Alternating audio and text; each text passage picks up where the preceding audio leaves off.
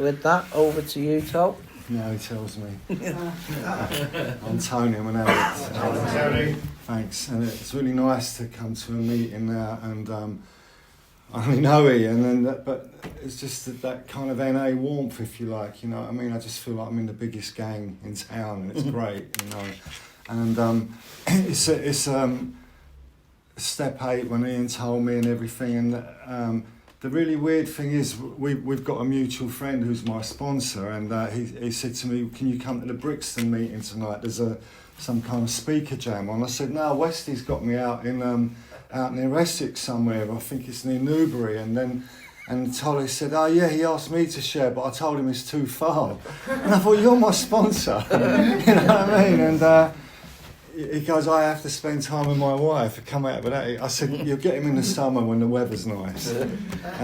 So I came to the meeting today, which is true to what I was like when my first idea of what NA was like. I'd never been to an NA meeting in my life, but I got snippets of information, and then I added them all up, and this is how I thought NA was. And basically I thought if you went to NA, you'd be detoxing in the meeting, and people would be like rubbing your shoulders and giving you milder drugs like DFs or Valiums or, you know, to help you with. And I thought, I could make a few quid in there actually, you know what I mean? So that was my kind of twisted thinking, and I obviously when I did get to my first NA meeting, I went there with 2 girls that I'd been in detox with.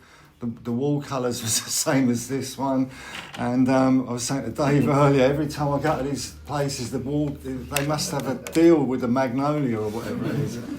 And so we just went to the meeting. We're 3 junkies. We've just done a detox in Tooting Bec Hospital in South London. It was an old Victorian hospital, and it was a mental hospital, but part of it they had a detox unit. And when I signed in there the first time, I was 27. No, I was actually 25.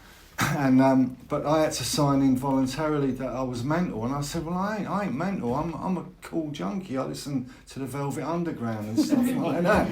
You know, and when you ain't signing. And I thought, what the fuck's happened to my life? I'm 25 and I'm coming here and I'm signing in. They haven't come for me with a straitjacket.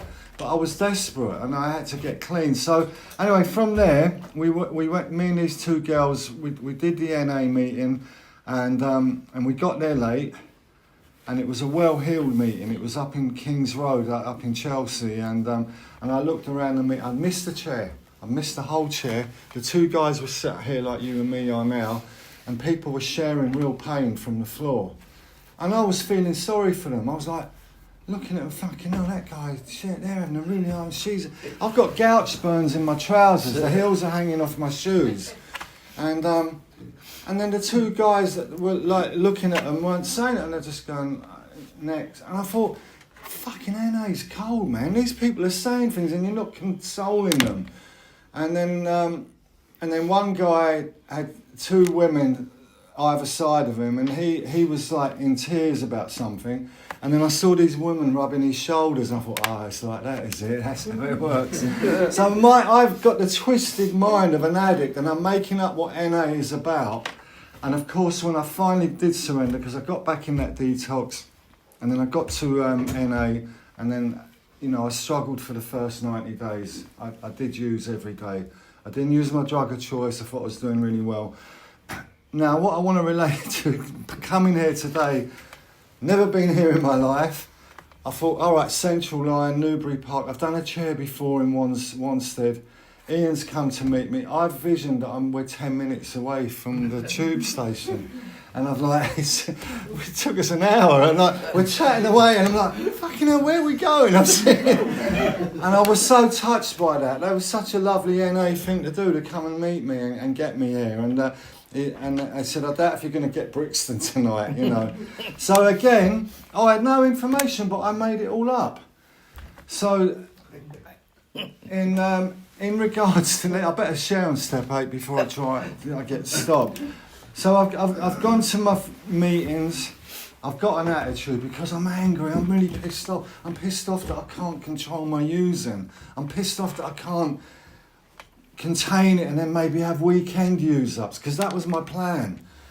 And then I came here and then I saw the steps on the wall and I went, oh, I like that one. I like, oh no. But it really, what had an impact on me was step 8, because I knew as soon as I got this and I'd surrendered, what was really important to me was to my family, to make amends to them. So I jumped on that one straight away. But again, I realised the steps had to be done in an order, but that was the one that impacted me straight away. And now it says it in here. We were just reading it.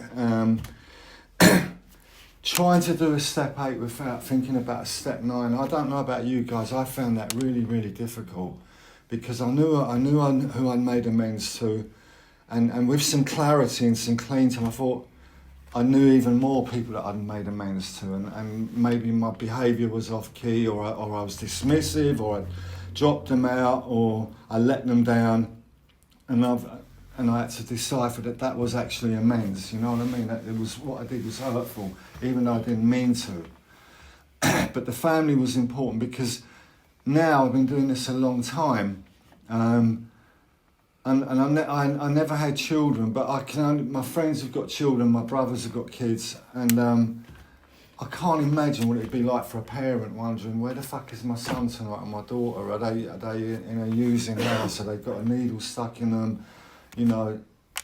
But my way of protecting my family was thinking, if I don't bring this home, if I keep it away, I'm protecting them. But every you know, in general, every mum knows their son. Every parent knows their kid. You know what I mean? And it was me disappearing. Looking back on that now, I don't know how my amends were. No, I must admit they were good with my mum and dad, because I had when I got clean. I had 20 years of recovery with my mother, where she had her son back, and that means a lot. It means a lot. It's not enough, but it was fucking 20 quality years.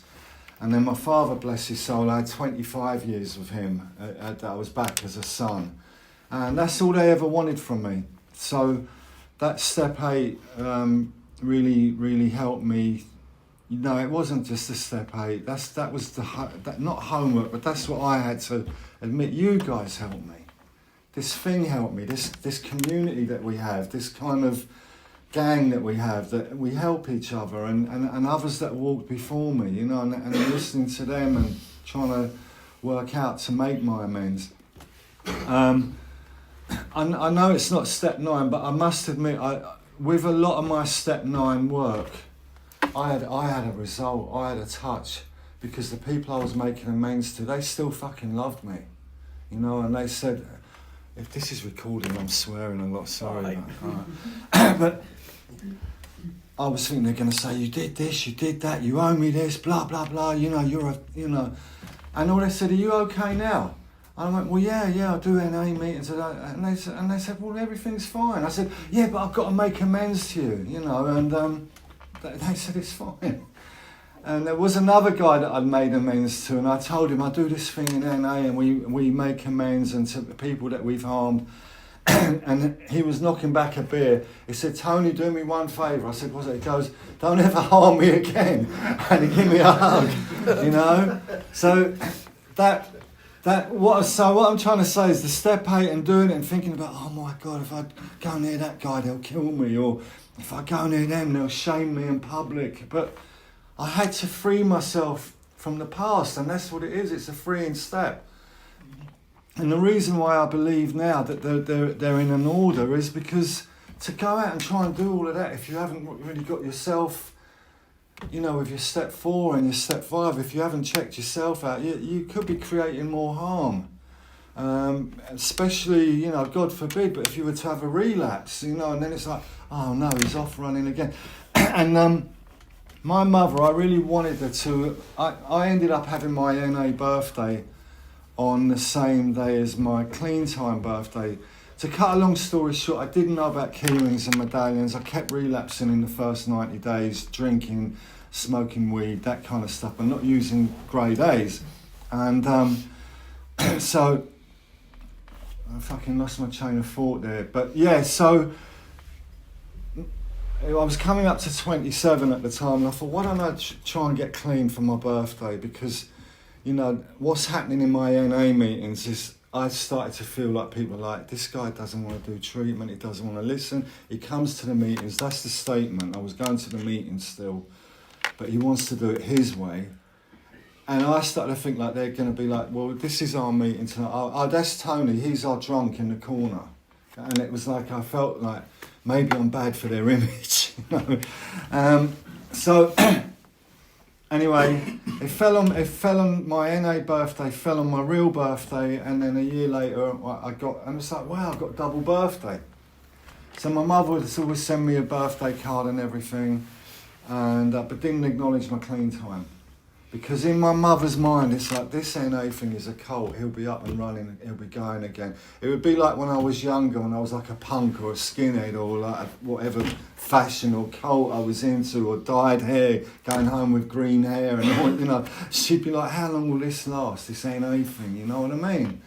So it took a girlfriend breaking my heart and leaving me, a woman I was going to marry, and the family were on edge. He'll go now, he'll definitely go. You know, they were on edge, and so I went home for that weekend, and what happened, like you do, back to mum and dad. And then my phone's going all day, on a Sunday, all day. My mother was Irish, and she's like checking out what's going on, right, and then, and what it was like, you guys, NA people ringing me up to see if I was okay. And then so she said, when I put the phone down, she said, you've got really good friends today, you know, and you've got really good friends today. And I said, oh, how do you mean, Mum? She goes, because that shower of shit you used to hang around with, they wouldn't be ringing you to see if you're okay. And I thought, she's got it. She can relax. She trusts NA, the process. She knows I'm going to turn up now. I'm here. And then my next birthday, she congratulated me on my NA birthday. It was lovely. So that was, that was a payoff for making the amends. I spent a lot of my recovery, I'm the problem, it's all me, blah, blah, blah. And then this woman made amends to me, and I said, it's fine. I was just so, and I told my friends, oh, so-and-so, she made amends to me. She said she was sorry that she hurt me. And then one guy said to me in NA, right, obviously we're sharing it with our NA buddies, he said, well, did you ask her why she did what she did? I went, well, no. He goes, I'd want to know. I said, listen, I've spent my whole recovery making amends. The fact that someone was making amends to me, I was fucking delighted. You know, and then another guy goes, oh, I feel it was really chicken shit that she done it over an email. And I thought, oh, don't start me off. I've been okay with it. So, but I was just so relieved someone made an amends to me, because I felt I'm the problem. It's me. Oh, I'm not worthy. I'm so bad. So, that's kind of, you know, where I've been at with my step 8, and it says it there. There's still new stuff that happens, which is why we have the step 10, because otherwise we'll be doing step 4s every couple of years. If we do good, I've done 2 step 4s, right? The first step 4 was the war story. It was the whole, you know, what came before NA. Then about 10 years into recovery, new resentments were coming up, new isms, new behaviours, and I thought, I'm in a bit of fucking trouble here, you know what I mean? I'm not, you know, my life is good to what it was, but I'm in a bit of trouble. So I did another step 4, and that was around my recovery stuff, what my life in recovery. And what my sponsor pointed out then, it wasn't Tollis, it was another guy, but he pointed out, you know, if you get this up to scratch, you can just do step 10s every now and then, just keep yourself in check. So stuff has come up recently. I've got a friend who's quite hurt me, and he's hurt about something that I did, but part of what I did, it wasn't selfish behaviour, but nobody's judging me over it. But he started dropping me out, and so I tried to put it right with him, and he's in recovery. And it's just really, really weird. So I thought the best thing to do is just like I heard it there today about being kind and forget and forgive. And I think the best thing I can do is, I can't fix it at the moment. He's obviously got stuff going on, and people have pointed out to me, it ain't you, Tone. He's taking it out on you, which is I get that bit now. I hope he doesn't listen to this recording. And, but what I'm saying is I'm doing the right thing because I want to tell him about himself. You know what I mean? I want to say, fucking, you know, what about you and what about when you know? And the best thing that I can do is just, yeah, okay, fine, all right, yeah, you know, fine. And I see you at a convention, yeah, lovely to see you. Let him come to me when he's ready and I'll be open to it. But I don't think it's one of them things where the friendship will never be the same.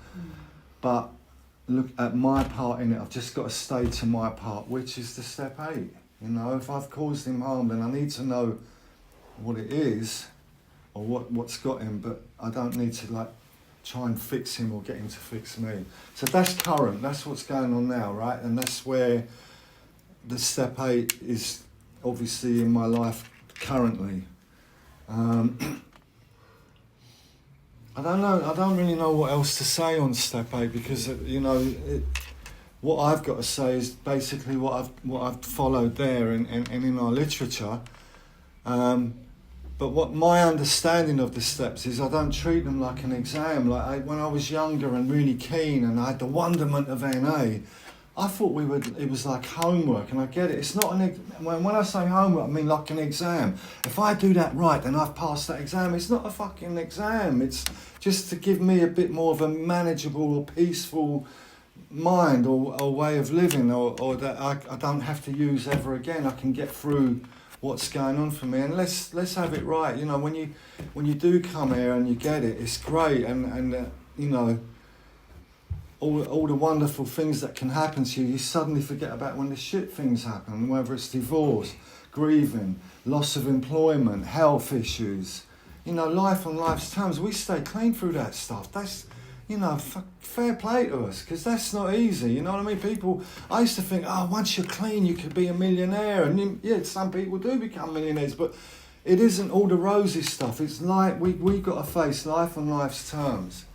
My only Achilles heel at the moment is that I stopped fags and then I've gone on the vape, but that's years off, years on, years. I'm okay with that now as long as I'm not picking up a drink or a drug, because that's when I end up. You guys won't want me in the room. I'm not him again. You know what I mean? So I might owe you money.